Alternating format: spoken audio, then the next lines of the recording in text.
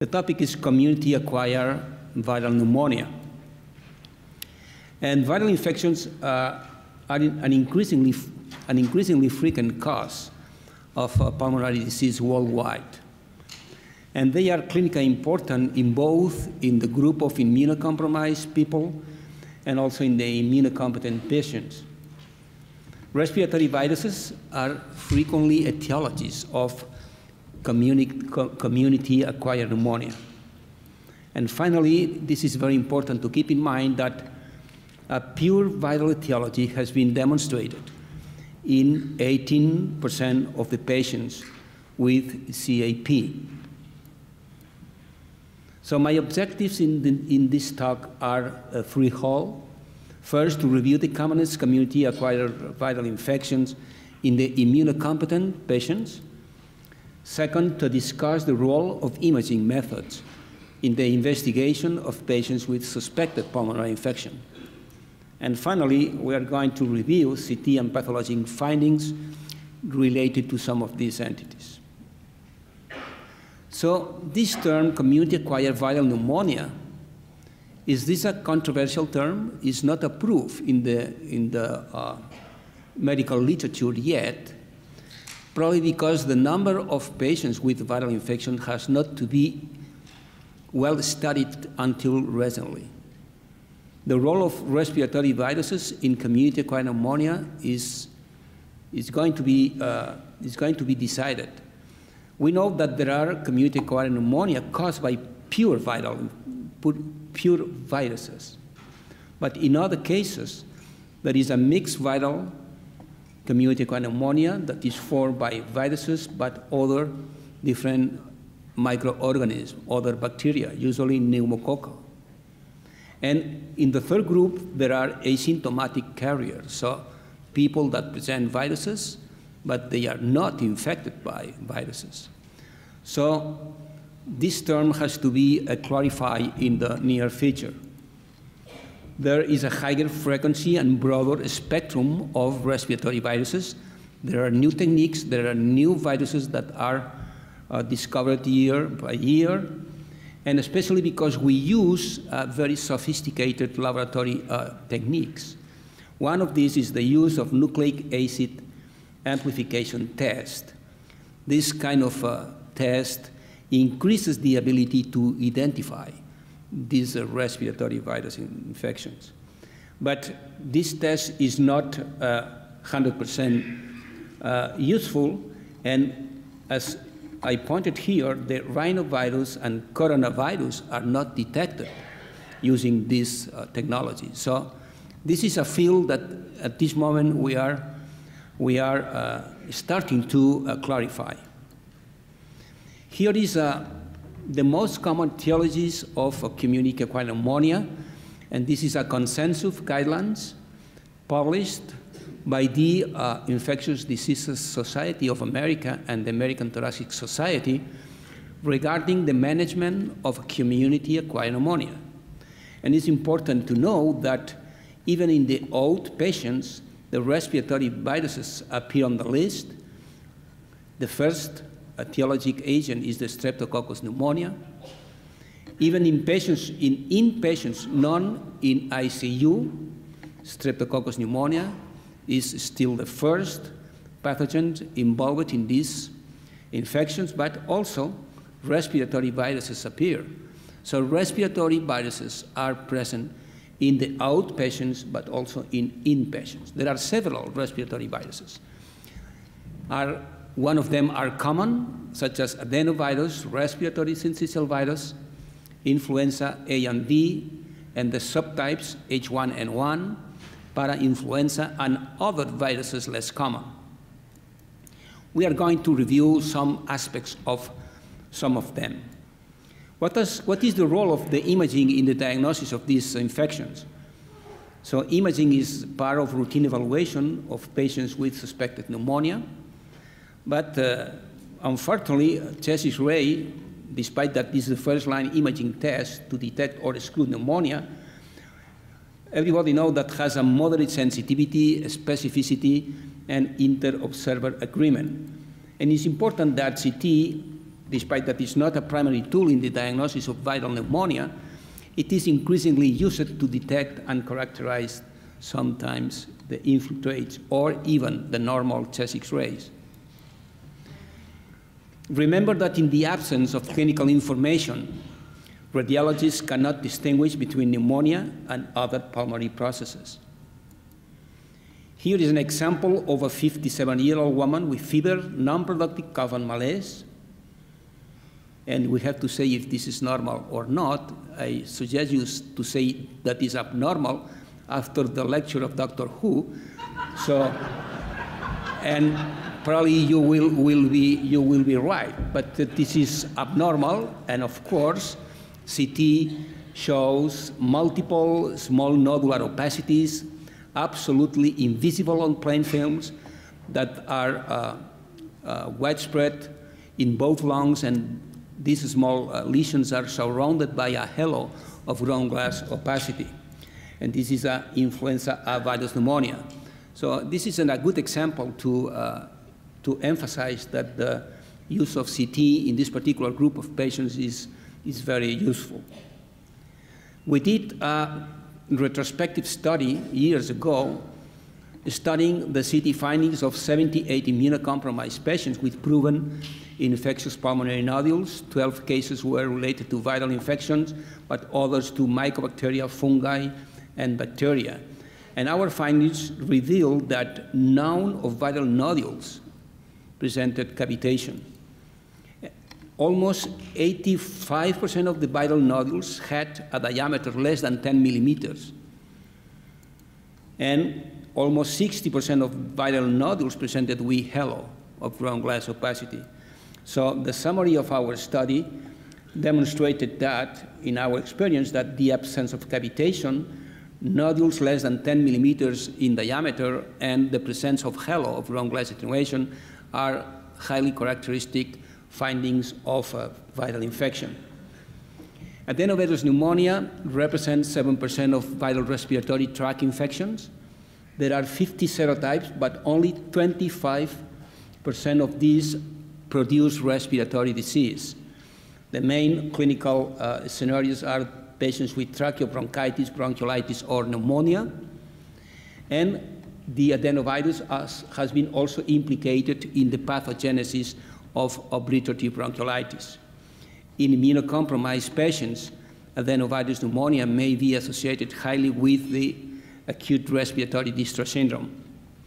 Radiographically, adenovirus pneumonia may present with ground glass opacities, crazy paving appearance, consolidation, small nodular opacities, and obliterative bronchiolitis, especially in children. Here is an example of a patient with adenovirus pneumonia. This is a complex CT examination presenting diffuse multiple areas of ground glass opacities here, crazy paving areas here, small focus of pneumonia here, and also a kind of lenticular areas of consolidation in the posterior part of the right lower lung. So this is a very, very complicated appearance. The majority of the times, the findings are overlapping. And there is, in this particular case, the predominance is the ground glass opacity, but also is important in order to think in adenovirus to see that there are multiple patchy areas of consolidation. Here is the corresponding specimen to understand the ground glass opacity. There is an increase, a thickening of the alveolar walls with kind of inflammatory cells and the presence of these viral nuclear inclusions. This is another patient with adenovirus pneumonia. Again, difficult to say if the chest X-ray is normal or not. The corresponding CT shows multiple ill-defined small nodular opacities, some of them with a halo of ground glass opacity and sometimes associated with areas of consolidation. Influenza A virus, there are several types: seasonal, upper respiratory tract infection, the influenza presenting in endemic infections, or the periodic unpredictable pandemics, as you know, occur with H5N1 and H1N1 pandemic outbreaks. In the USA, 35,000 deaths and 20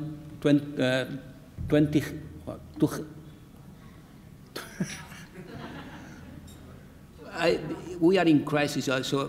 From when I have to move from euros and more numbers than 6 numbers, 200,000 hospitalization. We are thinking about numbers all day, so it's terrible. The clinical scenario of these patients is a fever, it's a high fever. The patients present with myalgias, headache, and respiratory tract symptoms. This is very important because this is not a very common clinical symptoms in patients with a viral infection. Here is a patient with influenza A virus presenting with peribronchovascular images here, but also thickening of the bronchial walls, lobular areas of consolidation, and ground glass. So this is, again, non-specific findings, but we have to know to read very meticulously all of these appearances. H1N1 influenza A, in April 2009, an outbreak of human infection with a novel H1N1 influenza A virus was reported in Mexico. The clinical manifestations were cough, fever, short throat, diarrhea, nausea, and the most important is that in 1 year, more than 214 countries were involved with this outbreak of human infection and with this pandemic, and at least 18,000 people died of this. And the CDC was defined a case of H1N1 influenza A infection when there is a person with an influenza-like illness, and when the laboratory confirmed novel influenza A virus by one or more of the following tests. And this is important, to use the PCR and to use the viral culture. So this is the characteristic, clinical characteristic of these patients. The pathological changes in this particular infection are very variable. We can see patients with hyaline membranes. We see patients presenting with thickening alveolar septum and predominant edema.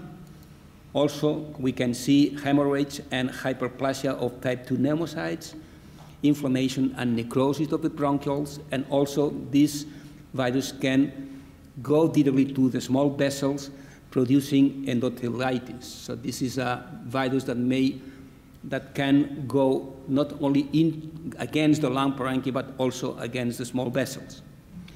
The CT findings are, again, sometimes very non-specific, ground glass opacities, bilateral or unilateral, areas of airspace consolidation, small ill-defined nodular opacities, true bud, and peribronchovascular and subpleural consolidation. Here is an example of a H1N1 patient presenting with multiple rounded areas of ground glass opacity in a peripheral location. Here, in the lower lobes, this presentation is much more apparent, and we see all of these areas of ground glass consolidation, also thickening of the bronchial structures here too. Trim bud is also a finding, and see how the small and middle-sized bronchos are thickened.